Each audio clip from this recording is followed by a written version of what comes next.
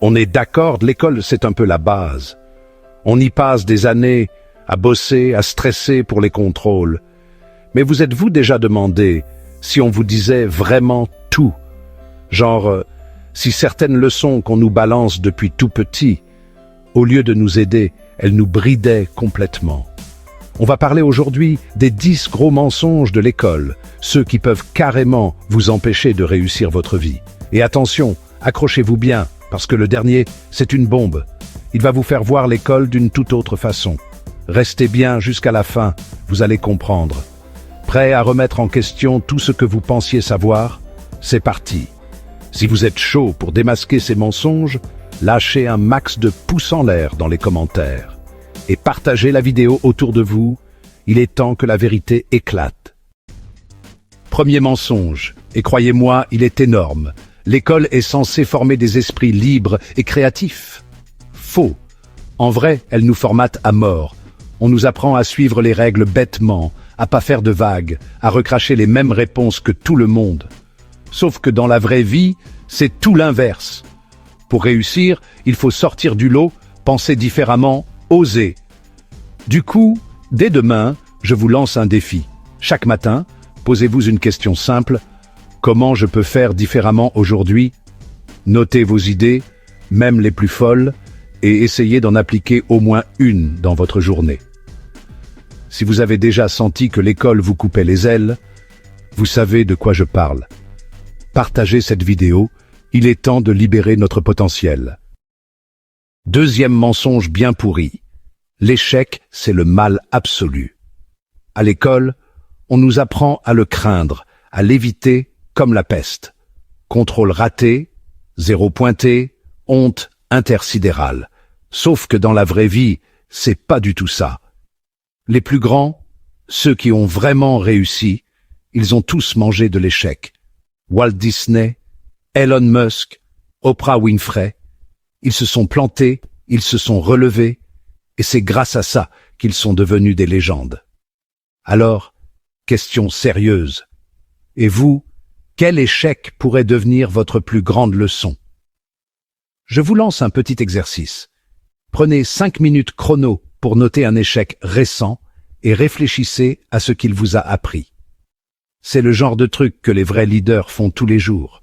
Si cette vidéo vous motive à voir l'échec autrement, lâchez un gros pouce bleu pour le faire savoir. Et racontez-moi en commentaire quelle leçon vous avez tirée d'un échec. Ça m'intéresse vraiment. L'école. C'est un peu le koh-lanta intellectuel. On est tous jetés dans cette jungle de connaissances, avec nos cahiers et nos stylos comme seules armes. On vous balance sur une île déserte, armé d'une trousse et d'un compas rouillé, et on vous dit que le meilleur gagne. Mais est-ce vraiment la meilleure approche? Sauf que dans la vraie vie, les meilleurs, ce sont pas les loups solitaires, c'est la meute. C'est en travaillant ensemble qu'on surmonte les défis les plus ardus. Regardez autour de vous, les projets les plus fous, les entreprises les plus innovantes, c'est toujours le fruit d'un travail d'équipe. C'est la synergie des talents qui fait la différence. Prenez Steve Jobs et Steve Wozniak, ils auraient ni pu se tirer dans les pattes pour savoir qui avait eu l'idée d'Apple en premier. Mais non, ils ont compris la puissance de l'union. Au lieu de ça, ils ont uni leurs forces. Et bam, révolution technologique. Ensemble, ils ont changé le monde. Alors, la prochaine fois qu'on vous dit que pour réussir, il faut marcher sur la tête de votre voisin, souvenez-vous que la vraie réussite, c'est de savoir s'entourer, partager ses idées et construire ensemble. C'est en collaborant qu'on atteint des sommets. C'est comme ça qu'on va plus loin, qu'on apprend plus vite et qu'on s'éclate en chemin. Le voyage est tout aussi important que la destination. D'ailleurs, je vous lance un petit défi. Aujourd'hui, contactez quelqu'un qui vous inspire, avec qui vous aimeriez collaborer. Faites le premier pas vers une nouvelle aventure. Un pote, un collègue, un mec chelou que vous suivez sur Twitter. Peu importe. L'important, c'est de créer des liens. Proposez-lui un projet, un brainstorming, un truc qui vous fait vibrer. Vous ne savez jamais où cela peut vous mener. Et pour aller plus loin, identifiez cette personne dans les commentaires. On ne sait jamais, ça peut créer des connexions inattendues. Ensemble, on est plus fort. Soyons honnêtes. l'école. C'est un peu comme un buffet à volonté où on vous forcerait à manger des brocolis et des choux de Bruxelles avant de pouvoir toucher au dessert. On vous gave d'infos, de dates, de formules mathématiques que vous allez oublier en sortant de l'examen. Mais les vraies compétences, celles qui vous servent au quotidien, on vous les enseigne pas. Gérer votre budget, investir intelligemment, comprendre vos émotions, communiquer efficacement, négocier un salaire, c'est ballot, non? C'est comme si on vous donnait les clés d'une voiture de course sans vous apprendre à conduire. Et le pire, c'est que c'est pas un hasard. Un système qui forme des gens incapables de gérer leur argent ou de s'exprimer clairement, c'est un système qui crée des consommateurs dociles, pas des leaders. Alors, reprenez le contrôle. Choisissez une compétence qui vous fait envie, qui vous sera réellement utile dans la vie, et mettez le paquet pour la maîtriser. Internet regorge de ressources gratuites, de tutos, de formations en ligne. Pas d'excuses. Dites-moi en commentaire quelles compétences vous aimeriez développer, ça m'intéresse. On a grandi avec cette peur bleue de l'échec gravée au fer rouge dans nos bulletins scolaires. Un mauvais résultat, un 0 pointé, et c'était la catastrophe. On vous regardait avec des yeux ronds, comme si vous aviez commis un crime contre l'humanité. Sauf que dans la vraie vie, l'échec, c'est pas la fin du monde, c'est le début. Regardez Thomas Edison. Il a planté des milliers d'expériences avant de réussir à créer l'ampoule électrique.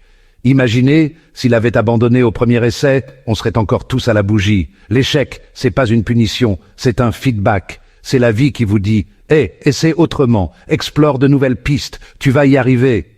Alors, la prochaine fois que vous vous plantez, au lieu de broyer du noir, célébrez-le. Ouais, vous avez bien entendu. Célébrez le fait d'avoir essayé, d'avoir appris, d'être devenu plus fort. Dites-moi en commentaire quel échec vous a le plus appris et comment il vous a permis de rebondir. On se retrouve pour le 6e mensonge de l'école qui vous pourrit la vie. La sacro-sainte note. Cette fameuse note qui semble dicter notre valeur et notre avenir. Ouais, cette petite lettre qui détermine si t'es un génie ou un incapable. Une simple lettre qui peut faire ou défaire une journée, une semaine, voire une année entière. Sauf que la vie, c'est pas un bulletin scolaire, et heureusement. La vie est bien plus complexe et riche que ce que peut refléter une note sur un bout de papier.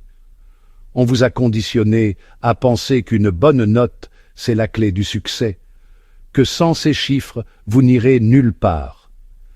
Mais regardez autour de vous, combien de gens ont cartonné à l'école et galèrent dans la vie?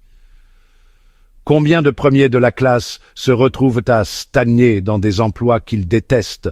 Combien n'ont planté le bac et monté des empires? Des gens qui ont échoué selon les standards scolaires, mais qui ont réussi à créer des choses incroyables. La vérité, c'est que la note, c'est juste un indicateur à un instant T. Ça veut pas dire que t'es bloqué à vie. C'est une photo instantanée, pas un film de ta vie entière. Le problème, c'est que cette obsession de la note, elle vous paralyse. Elle vous empêche de voir au-delà et de découvrir vos véritables passions et talents. Vous avez peur de prendre des risques, d'essayer des trucs nouveaux, de peur de vous planter et de voir votre moyenne dégringoler. Cette peur vous retient et vous empêche de grandir. Du coup, vous restez dans votre zone de confort à bachoter des trucs inutiles et vous passez à côté de votre vrai potentiel. Vous vous limitez à ce que vous pensez devoir faire plutôt qu'à ce que vous voulez vraiment faire. Alors oubliez les notes, oubliez les classements. Libérez-vous de cette pression inutile. Concentrez-vous sur ce qui vous passionne, sur ce qui vous fait vibrer et foncer. Suivez vos rêves et vos aspirations, car c'est là que réside votre véritable succès. Le succès, il n'est pas au bout d'un 18 sur 20. Il est au bout de vos rêves, de votre détermination, de votre capacité à vous relever après une chute. C'est votre persévérance et votre passion qui feront la différence. Bon, on va parler d'un truc qui me gonfle, l'uniformité. L'école, c'est un peu l'usine à fabriquer des clones. On vous apprend tous la même chose, de la même manière, comme si on était tous des robots programmés pour penser pareil. Sauf que la diversité, c'est la vie. C'est ce qui rend le monde intéressant. Le problème, c'est que plus tu rentres dans le moule, moins tu te démarques, moins tu as de chances de réussir dans un monde qui, lui, recherche l'originalité, la créativité, l'audace. Alors, comment tu veux te faire remarquer si t'es formaté comme tout le monde? C'est pour ça qu'il faut cultiver vos différences, vos passions bizarres, vos idées cheloues. C'est ça qui va vous rendre unique, intéressant, attractif. Osez être vous-même, même si ça plaît pas à tout le monde. Le monde se souvient rarement de ceux qui suivent le troupeau. Alors, lâchez-vous, osez la couleur, osez l'excentricité. Trouvez ce qui vous rend unique et mettez-le en avant. Le monde a besoin de gens différents, de gens qui sortent du lot, de gens comme vous. Parlons d'un truc qui nous concerne tous, un fléau, une malédiction, la procrastination. Ce phénomène qui nous pousse à tout remettre à plus tard, même les choses les plus importantes. Et oui, l'école, malgré ce qu'elle prétend, vous apprend à procrastiner. Elle vous met dans des situations où vous n'avez pas d'autre choix que de repousser. Comment? Avec ces deadlines absurdes, ces évaluations de dernière minute, ces tonnes de devoirs inutiles à rendre pour le lendemain. Tout cela crée un environnement où la procrastination devient inévitable. Résultat, vous êtes devenus des pros de la procrastination. Vous avez appris à vivre avec ce stress constant. Vous attendez le dernier moment pour bosser, vous stressez, vous bâclez et au final, vous n'êtes jamais vraiment fier du résultat. Vous vous sentez toujours pressé par le temps. Et le pire, c'est que ça vous suit après l'école, dans votre vie pro, dans vos projets perso. La procrastination devient une habitude difficile à briser. Mais la bonne nouvelle, c'est que la procrastination, ça se soigne. Il est possible de reprendre le contrôle. Le secret, c'est de reprendre le contrôle du temps. Devenir maître de votre emploi du temps. Comment?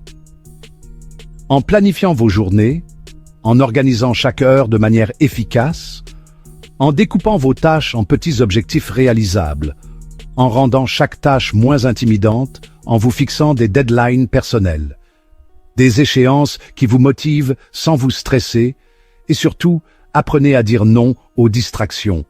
Coupez les réseaux sociaux, réduisez les interruptions, enfermez votre téléphone dans un tiroir, éloignez-vous des tentations numériques et concentrez-vous sur ce que vous avez à faire.